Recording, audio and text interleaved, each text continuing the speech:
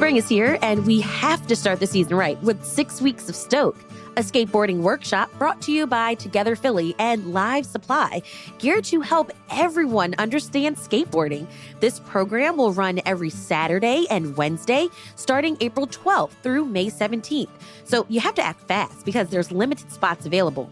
To sign up for the workshop and get more information, email Together Philly at hello@togetherskateboarding.com or stop by their shop in Brewerytown at 1301 North 27th Street.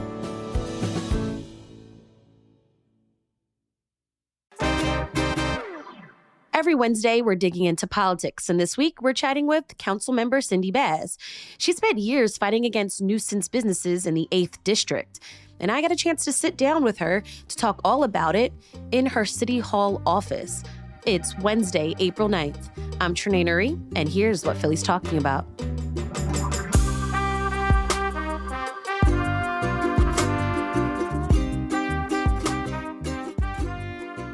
Councilmember Cindy Baz, you represent the city's 8th District, yes, which includes Germantown, Mount Airy, Chestnut Hill, Logan, parts of Olney, West Oak Lane, North Philly, and Feltonville. Describe to us your district. Diverse is the word that I would use. Diverse. It's, as you said, it's Chestnut Hill, Mount Airy, Germantown, Nicetown, Tioga, part of Olney, part of Logan, part of West Oak Lane, part of North Philly, and part of Feltonville. So it's a lot of real estate. But in all of those communities, everything is different, and what everybody needs is different. Everybody needs something, but what that something is varies from person to person, from neighborhood to neighborhood. So you have some of the wealthiest folks in Chestnut Hill, and then you have some of the folks who are the most in need, who are really struggling, economically, and just, in many areas. And sort of like the North Philadelphia part of the district we represent, which ends at Broad and Lehigh. So, but we just try to make sure that we're connected in every single part of this district. I want to talk about the district and nuisance businesses. You've been really active with addressing businesses and business owners who aren't following the rules. I just want to kind of get some definitions. How do you define a business as being a nuisance? Well, I'm glad you asked that question. And let me just tell you, so a few weeks ago, we went to we had a community meeting. Neighbors were upset about a smoke shop that had opened up in their neighborhood at 5950 Ogonce Avenue. And so they were very upset about the business. It was, keeping late hours. It was, they believed illegal on many fronts. And so we had a community meeting with the neighbors, and we invited the business owners to come, and they said they would come. And then they didn't come when we had the meeting, and we were just a few doors down. So the group of folks, we all walked down to the business to, see what was going on. And what we found was that it was, a number of issues of concern. They had no license to operate, which is required. They had no certificate of occupancy, which is required. There was construction done without permits, which is required. The permits are required. There was signage, which was illegal. You have to have legal signage. There was a sale of tobacco without a license, which is a requirement. There was a sale of loose cigarettes, loosies as we call them, which is prohibited and illegal. There were tobacco sales on the same block as a school and church, which is prohibited. There was a lack of heat in the building, which is required. There were exposed radiator pipes, which is a plumbing code violation. There were loose and exposed wires, which is an electrical code violation. And there was drug paraphernalia being sold, which is illegal. So I would say that constitutes a nuisance business. In my humble opinion, right. That seems to be the definition of a nuisance business. And so the most frustrating thing about it is that we were not able to get the enforcement that I believe that this business should have had, which would have been the immediate closure until they got themselves together. And they sold products which were appropriate, because even if you get yourself together and you get all your licensing and your permitting together, you still cannot obtain a sale for tobacco, be a tobacco retailer on the same block as a school. It's not possible to happen. So they need to change their business model. What was away. Their response to you all coming into the business? Their response was that, we're going to make it right. We're going to do better. We're going to, be better. And the community said, well, we don't want you open 24 hours. We want you to close at 9 o'clock at night. And we want this and we want that. And to make a long story short, there was almost nothing that the business did that they said they were going to do. So here we are. It's been several weeks now. We're still fighting with Department of Licenses and Inspections to do the level of enforcement that we think is warranted in this case. And so that's very frustrating. So help me understand this. Like, how is this continuing to happen? That's a very good question. And I'm asking myself that nearly every day. How is this continuing to happen? We have just not had the level of enforcement that we need here in the city. And that's the best way I can describe it. So what would that enforcement look like? The enforcement would mean following the regulations and the laws on the books. We shouldn't have to put out more laws. We've got enough laws, but it's really the enforcement. When we met with the community, and there were about, I don't know, like 30 people at the community meeting, and they all wanted to know, well, how is this business still open and operating? And the response from L&I was, well, we want to give them a chance to get themselves together. And so we give them 30 days, and then they give them 60 days, and then they give them 90 days. And then it almost becomes like a waiting game where they might do 1 out of 10 required items. And that can be sort of counted as progress, I guess, by the departments. And they give them the leeway and the latitude. And it's just totally unfair because, I just think if you live near a stop and go, it's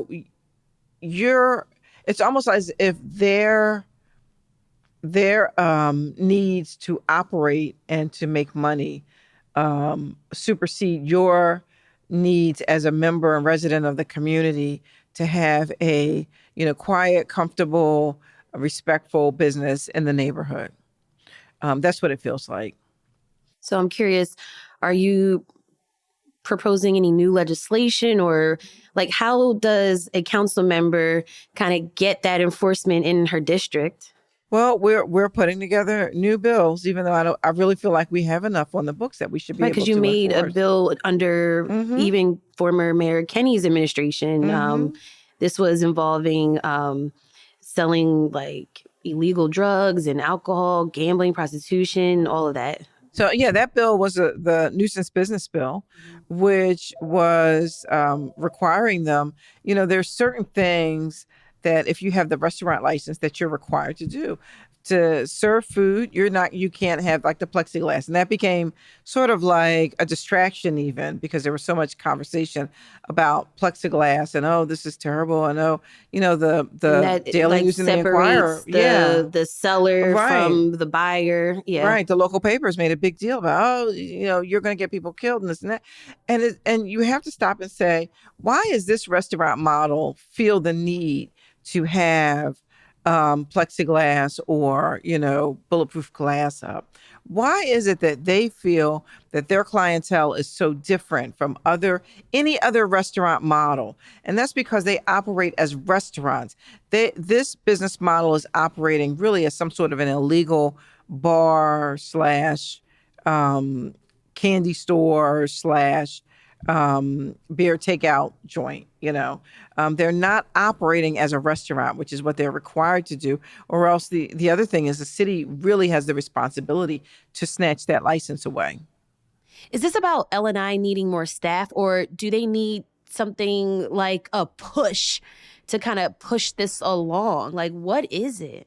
I think it's a combination of both. I think that, with all due respect to my good friends at L&I, shout out L&I because I need them. I need them to help me with this. But I think that there's a couple of things happening here. One is I think that, you have some folks who don't recognize the level of the problem, who don't live in neighborhoods where you have these kinds of establishments, because they really only operate in poor Black and brown communities for the most part. You don't see these in other neighborhoods. You don't see them in neighborhoods, where there's, wealthier people, where, white neighborhoods. The Northeast doesn't have any. Other parts of the Northeast, I'm just thinking of Councilman Brian O'Neill's district, which is the far Northeast. They don't have any. And then Councilman Mike Driscoll's district, I remember under his predecessor, they said they had one, in a very sprawling district. And for the most part, these types of businesses are concentrated in areas where enforcement overall has been lacking from the city for quality of life, issues for trash, for crime, for all kinds of issues that really just haven't been addressed over decades. And so they kind of come in, they set up shop, they fit right in. People are kind of beat down and they just feel like nothing's going to change. And so often they don't call. And then, like sometimes they do call, but we don't get the number of calls that we would get, I'll tell you this, as if this business were in Chestnut Hill. If we were in Chestnut Hill, it just wouldn't happen. I represent Chestnut Hill, and I just know that, listen, that as soon as something comes in that they, feel some kind of way about, listen, I'm getting phone calls. But a lot of times in our other neighborhoods, people have felt beat down over the years by the lack of enforcement by the city. And that's my job. That's where I step in. Mayor Sherelle Parker recently pitched her $6.7 billion budget proposal for the city. What were some of your reactions to this plan? Well, we're still getting through it. It's a lot to digest. Right. But I will tell you, I'm excited about some of the investments. I'm excited about expanding the, trash pickup and the pilot program that's been out there. I'm excited about putting more money in the hands of the Philadelphia School District. While $12 million may seem like not a lot of money, it is, more than we had. And if we're able to divvy that up, among the principals, it could make a huge difference in the quality of life at individual schools. I'm just excited about some of the possibilities that exist within this budget, because I think that there's a lot of room for conversation and negotiation. How do you translate some of these maybe complex tax things or budget things or just overall city concepts and things to constituents to help them better navigate the system? Well, this year, one of the things we're doing, which I'm really excited about, is 30 and 30, which is our 30 meetings in 30 days. So we're taking the month of April. Girl, tell me about it. We're on day 3. I'm like, oh my goodness, what am I doing here? But no, it's been really, really good. So we've been getting out and talking to as many people as we can. We encourage people, if there's, 5 or more, we'll take you. We'd be happy to sit down with your group, with your organization, get your family members together, get the folks on your block together. And we will sit down and talk to you about what's happening and answer any questions one-on-one, face-to-face, because we want you to know what's happening. We want you to be aware, and we want you to, know when there's opportunities to come down, raise your voice, be a part of public comment, participate. Those are very important things. What's been the feedback so far?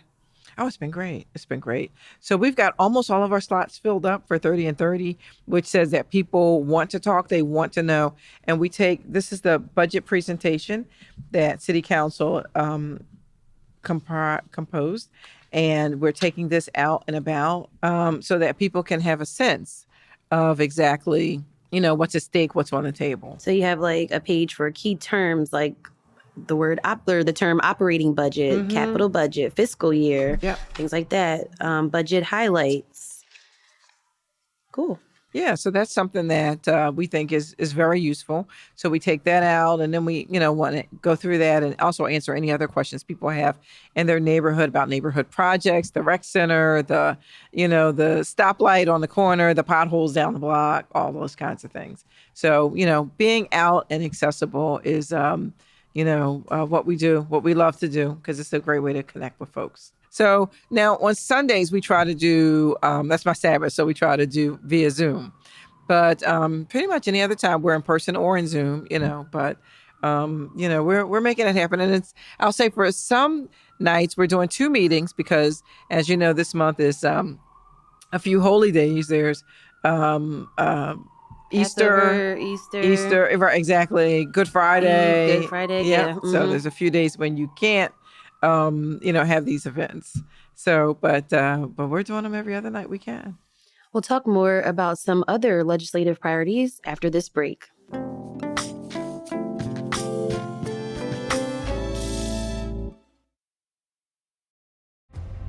Get ready for Netflix's gripping new medical drama, Pulse. Set in a cutting-edge Miami trauma center, third-year resident Dr. Danny Sims is unexpectedly thrust into a promotion when beloved chief resident Dr. Xander Phillips gets suspended.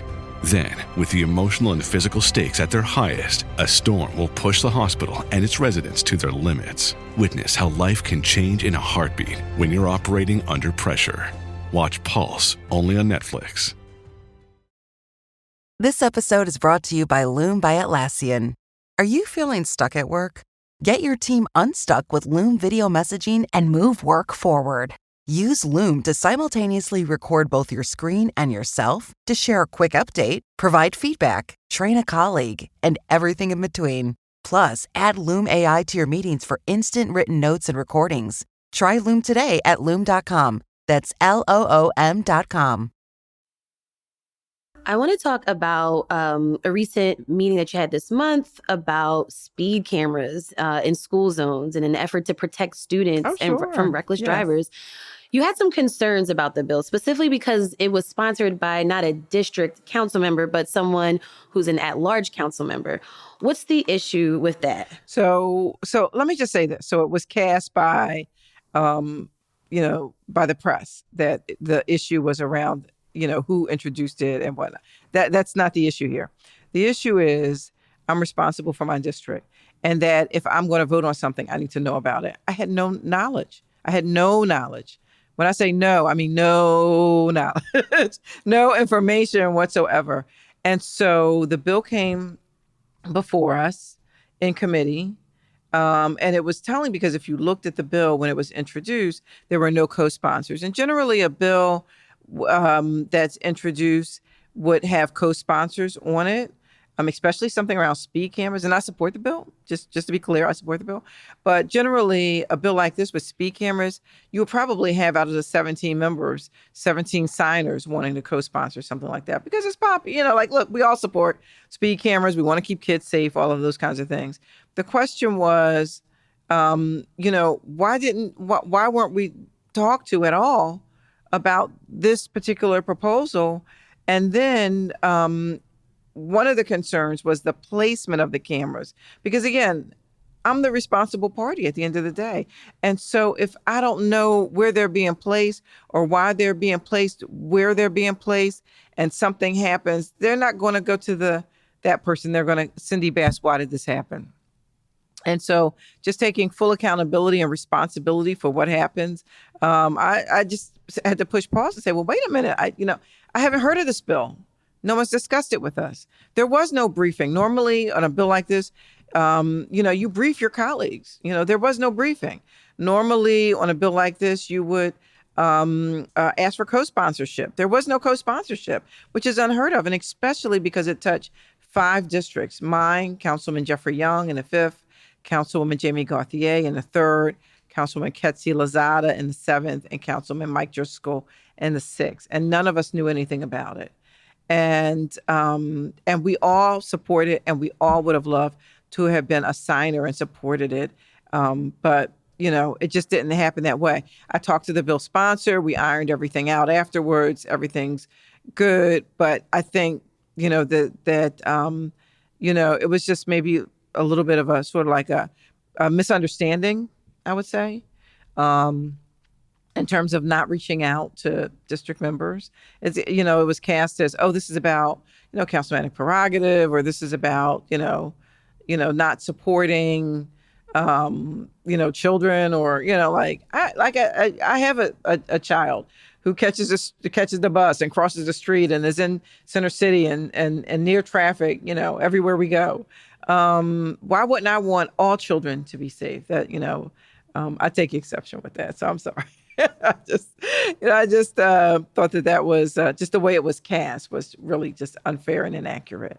You mentioned some of the other council members, your colleagues, that would have or could have co-sponsored this. We all would have. I want to know, how do you, take an issue, or you get an issue, and how do you have those conversations with your colleagues? Well, you know what? Normally you just call them up. You could text them. Is it easy to have those discussions? We talk all the time. We have group, like a little group chat on the text, and hey, I got this bill, or hey, I got this issue, or you can call me, you could text me, you could set up a briefing. Some members set up a briefing. Monday at 10 a.m. we're having a briefing on bill number XYZ to talk about ABC, and please come. And so if I can't, it's for your committee, and if I can't come, I'll ask my legislative director to attend. And get the information, get the details. But just so we know something, And then that's, I guess, if you want to get a co-sponsor, but what about those like tough conversations? And I'm thinking really specifically like the Sixers arena, like how do you have those kind of conversations? Same way. Same way? Okay. Same way. Like this is a business of tough conversations, and it really comes with the job. If you can't have tough conversations, like this is not, this is not the arena. It's just, quote unquote, no pun intended. Right. Arena for you. You have to be able to have those tough conversations. You have to be able to, just make a decision and just be able to stand in your position. And there's been very few times when I haven't been able to stand in my position and just say, I believe I'm doing what's right for the citizens of the city of Philadelphia. I really do. There's no decision making based on, anything personal gain. Or no decision making based on, optics. What are people going to think? What is the press going to write? But it's really about what do I think is the best thing for the citizens of the city of Philadelphia. So we're in the midst of the budget hearings. I'm just curious for you, like, what are you excited about for the rest of this year? I'm excited about some of the things that we have going for Parks and Recreation, which was a former committee of mine. I used to be the chairperson of Parks and Recreation for City Council. And so we've got a number of projects that are in the hopper. I'm excited to see them come to fruition in the spring. In light of, well, actually before, the unfortunate shooting of a young person at Lonnie Young Recreation Center, we had put into motion a program or project to have at each rec center one of our community groups that does anti-violence work, so that they would be boots on the ground. So as young people are there gathering during the summer months, that they have like an office they can operate out of, that they can keep eyes and ears on what's happening if there's a basketball league at night, or if there's, something else, a baseball game being played, that you have someone other than the very busy staff that's trying to run a center, but someone also keeping an eye as things might begin to escalate. I don't know exactly what happened at Lonnie Young the other day, but it just makes sense to me that if we had had something like this, then maybe it wouldn't have happened, because you would have someone, an adult on site to sort of de-escalate whatever happened. Because as I understand it, it started over an argument. And, if you can get somebody in to, quell the argument, then that could make all the difference. I'm thinking summer and our youth, although, our crime numbers are going down. What do you think we need more? Maybe specifically in your district, what do we need more of? We need more involvement in the lives of our young people. Young people to get involved, or like adults getting involved with our young people? We need more adults to get involved with young people. And I think it's challenging because I think a lot of people are afraid of them. They see a group of young people coming down the street. And listen, I'm not going to lie. Like, I've had this thought before. It's like, oh snaps, is something going to happen? Because I think that, when you've heard, like of sort of like a group being together, an assault taking place, you become a little bit more leery of folks. One of my nephews said to me, Aunt Cindy, you're so scary. You're always nervous about that. I said, if you keep living, you'll get scary too. Like there's a lot of things that happen in this world. But I think the more we have interaction and involvement from adults, to say, let me give you some guidance. Don't do this. Don't do that. Let me tell you about my experience. Let me tell you about, what happened to me when I did that. Let me tell you about my time in the penitentiary, and, from what I did. Let me help you avoid some of those same pitfalls. And let me tell you about how important it is to look at who you are hanging with. Are they good for you? It's okay to make those kinds of decisions. And again, as parents and as caregivers, being involved in the lives of our young people, we coined a phrase in our office called, what do you do when the shooter lives with you? Because you'll see that a lot of these shooters are, listen, they're children, almost 12, 13, 14, 15, 16. They live at home. They don't have an apartment. Like they live at home. Those guns are in somebody's house. So you got to flip that mattress. You got to run through those drawers. You got to do all kinds of things. When I was growing up, in North Philly, my mother, there was no privacy, in our home. It was like, girl, open that door. What's that? Why is that door closed? Open that door right on up, She wouldn't think twice about going through your stuff. And so, and you better not come home with something she didn't pay for. Where'd you get those sneakers from? I didn't pay for those, But it's sort of like an old school, just, like back in the day, but effective way of keeping tabs on your kids. So you want to bridge the gaps. Yes. Generational absolutely. gaps, Yes. maybe. Yes. Yep. And we have to do it a way that, like we can reach people, reach young people. We don't turn them off. We don't turn them away. We don't make them feel bad about themselves, but sort of embrace them and also embrace, that, listen, we want to keep you alive. We want to keep you safe and we want to keep you on a positive path. Was there any other initiatives that are top of mind for you for this year? Well, let's see. We have our summer events coming up over the summer. Every year we do a Jazz Funk Soul in the Park at Morris Estates every Tuesday in July. We're going to be bringing that back this year. And every Wednesday for July and August, we do Oldies in the Park at Vernon Park, which is both highly popular and both seem like just a good time. But we pair up bringing people out with resources. So there's tons of resources and tables to get information about, housing and all kinds of, like healthcare and people bring giveaways and stuff. And I'm smiling and laughing a little bit because last year we were out there and this lady approached me and she said, somebody gave me this application for the homestead exemption and it said it would take, it could take up to, I don't know, $2,000 or whatever the number is. It could take this amount off of my tax bill. Is this a scam? And she really didn't believe it was too good to be true. She was like, all I have to do is fill out this little form and I can get a discount. Get out of here. And I was like, no, it's true. It's absolutely true. So, we try to, make sure people have access to resources and really get as much information as they need. Councilmember Cindy Bass, thank you so much for being on CityCast Philly. Thank you. Thank you for having me.